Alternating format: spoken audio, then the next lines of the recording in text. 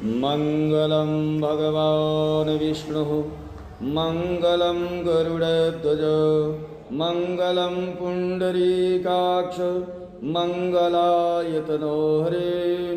गुरुर्ब्रह्मा गुरुर्विष्णु गुरुर्देव महेश्वर गुरुर्साक्षात् परब्रह्म तस्मै श्री गुरुवे नमः। तस्मै श्री गुरुवे नमः। प्रभु श्री रामचंद्र जी की जय हो, माता शक्ति की जय हो, बाबा हनुमान जी की जय हो, सूर्य नारायण भगवान की जय हो। आप सभी का हमारे चैनल पर स्वागत है। आज का वीडियो आप सब के लिए विशेष जानकारी लेकर के आ रहा है, तो बने रहिए हमारे साथ और वीडियो को अंत तक जरूर देखें। अगर आपको हमारे द्वारा दी गई जानकारी पसंद आए और आप इस विषय को जान करके पूर्ण रूप से संतुष्ट हों तो लाइक कर दें, शेयर कर दें और चैनल को सब्सक्राइब करना ना भूलें। आइए हम आज आप लोगों के लिए खरमास महीने में क्या करना चाहिए, क्या नहीं करना चाहिए, खरमास का महीना कब शुरू हो रहा है और कब इसकी समाप्ति होगी, आइए हम लोग श्रवण करते हैं। आज का यह विषय खरमास। पहले हम लोग यह जान लेंगे कि हमें खरमास में क्या कार्य नहीं करना चाहिए। आप सभी लोग जानते हैं कि खरमास में शुभ और मांगलिक कार्य हमें कभी नहीं करना चाहिए। लेकिन क्या क्या वह कार्य है जो नहीं करना चाहिए, आइए हम श्रवण करते हैं। बच्चों की शादी खरमास में नहीं करनी चाहिए। किसी बच्चे का जनेऊ संस्कार खरमास में नहीं करना चाहिए। किसी छोटे बच्चे का मुंडन खरमास में नहीं करना चाहिए। किसी बच्चे या बच्चियों का सगाई या नया रिश्ता नहीं जोड़ना चाहिए, नहीं करना चाहिए। नया घर बनाना शुरू नहीं करना चाहिए। नया घर भी नहीं खरीदना चाहिए। प्रॉपर्टी, नया बिजनेस या नई डील नहीं करना चाहिए। बड़ी गाड़ियों का भी लेना देना नहीं करना चाहिए। खरमास में हमें इन सब चीज़ों को वर्जित करना चाहिए। इस महीने में क्यों ये सारे कार्य हम नहीं कर सकते हैं, आइए जान लें। इस मास में सूर्य नारायण का बल कमजोर हो जाता है। सूर्य बाबा का जो बल है वह कमजोर हो जाता है। कमजोर होने के कारण वहां से हमें क्या होता है, पूर्ण रूप से उनका आशीर्वाद प्राप्त नहीं होता, जिसके कारण हम मांगलिक कार्य निषेध मानते हैं। यानी जब तक सूर्य में बल नहीं होगा, तेज नहीं होगा, तब तक हम लोग मांगलिक कार्य नहीं करते।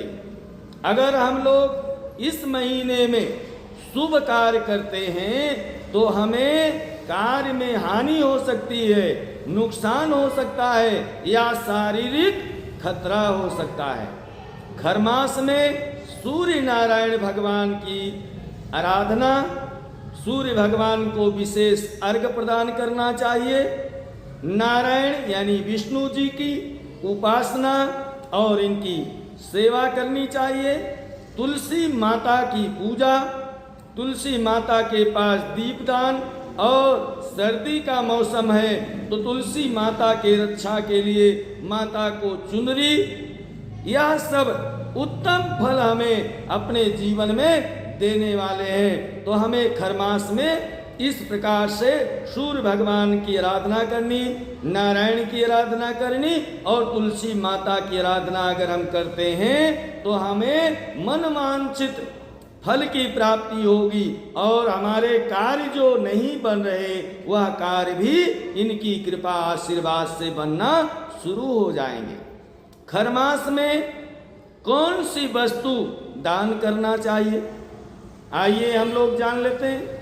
खरमास में विशेष फल हमें मिलता है सोना दान करने से। हमें खरमास में सोना दान करना चाहिए, खरमास में हमें चांदी दान करना चाहिए, खरमास में हमें शंख का दान करना चाहिए, खरमास में हमें लाल वस्त्र का दान करना चाहिए, खरमास में हमें लाल चंदन का दान करना चाहिए, खरमास में हमें चने का दान करना चाहिए, खरमास में हमें गुड़ का दान करना चाहिए, खरमास में हमें लाल पुष्प का दान करना चाहिए, खरमास में हमें लाल रंग के फल और मिठाई का दान करना चाहिए।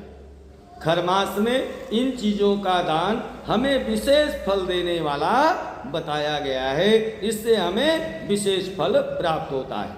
अब हम लोग यह जान लेते हैं कि इस बार खरमास कब शुरू होगा और कितने तारीख को इसका समापन होगा।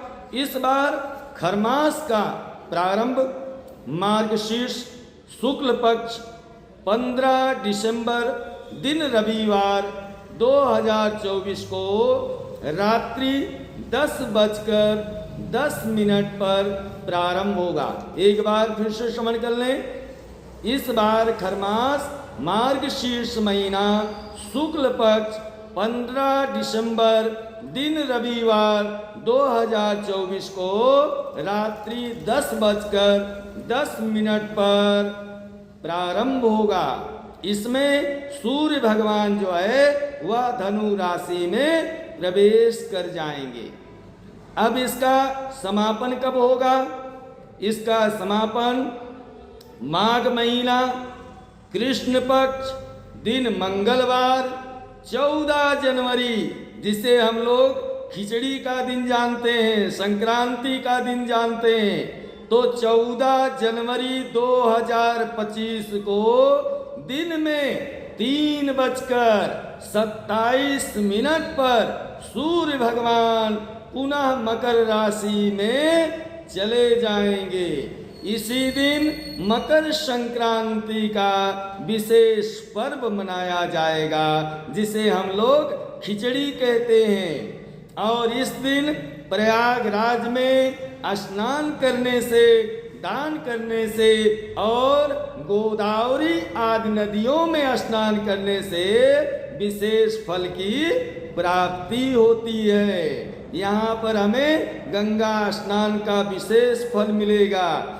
स्नान के बाद में हमें खिचड़ी का दान करना चाहिए, तिल का दान करना चाहिए, काले उड़द का दान करना चाहिए, कंबल का दान करना चाहिए, गुड़ का दान करना चाहिए, घी का दान करना चाहिए, धान के बने हुए जूड़े का दान करना चाहिए, वस्त्र यानी कपड़े का दान करना चाहिए, नमक का दान करना चाहिए। इन वस्तुओं को गंगा स्नान के बाद में दान करने से हमारे जीवन में सुख आता है और हमारे जीवन में किसी भी प्रकार से ग्रहों की जो पीड़ा है वह सब शांत हो जाती है।